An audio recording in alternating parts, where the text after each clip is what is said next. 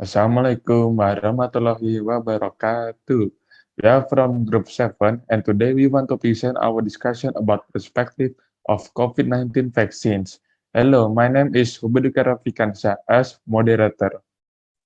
Hello, my name is Adeniko I from Pro Team. Hello, my name is Dinda W from the Pro team. Hi, my name is Puspa T as the country team. Hi, I'm Qeisha A as the contracting. Hi, I'm the moderator of today's discussion about perspective of COVID-19 vaccine. Nowadays, coronavirus has concerned a lot of people in the world. According to the statistics, there are approximately 200 million people have been infected by COVID-19. It is undeniable that the virus does not only affect the health of the people, but also all aspects of human well-being and has been the main concern globally. This pandemic has made our life change drastically. We are forced to adapt to a new way of life that we were not familiar with before. Even though the pandemic has gotten slightly better and people are likely to have adapted to the new habits, we still want this pandemic to completely end and go back to our normal life. And right now, we are going to hear from the argument of Pro Team. Pro Team, the floor is yours. In my perspective, I encourage people to get vaccine because vaccine have the greatly reduced or eliminate many infection diseases that won't routinely kill or harmless infect children and adults. Furthermore, vaccine work with your body natural defense to help your safely development immunity to disease. This lowers your chance of getting certain disease and suffering from their complication. However, the virus and the bacteria that cause this still exist, and you can still get this disease if you are not the vaccinated.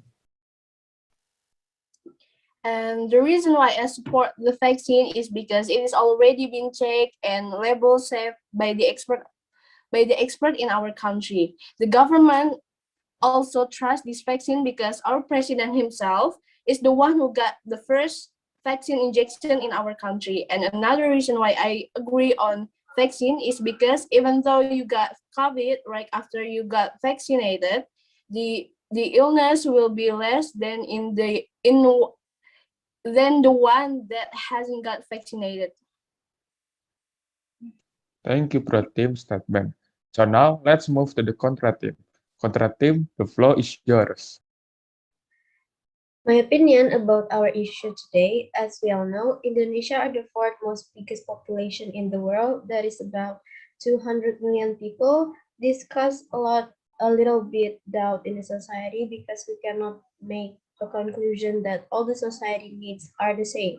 So much factors could affect the vaccinate of coronavirus vaccine, such as age, declining disease, immune power to adapt with the new vaccine, and that's why we are afraid that it could give us side effects unexpectedly.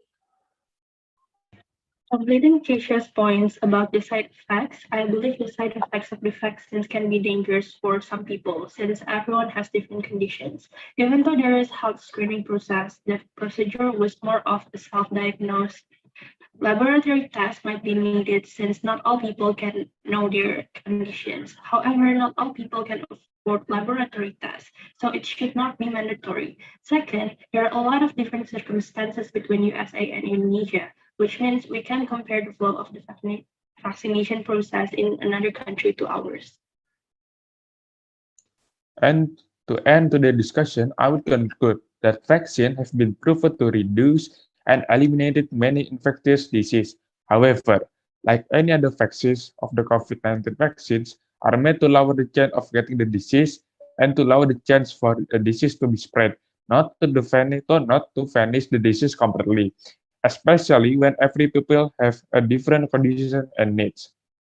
We have reached in the end of our today's discussion. Thank you for the opportunity to express our perspective of COVID-19 vaccine.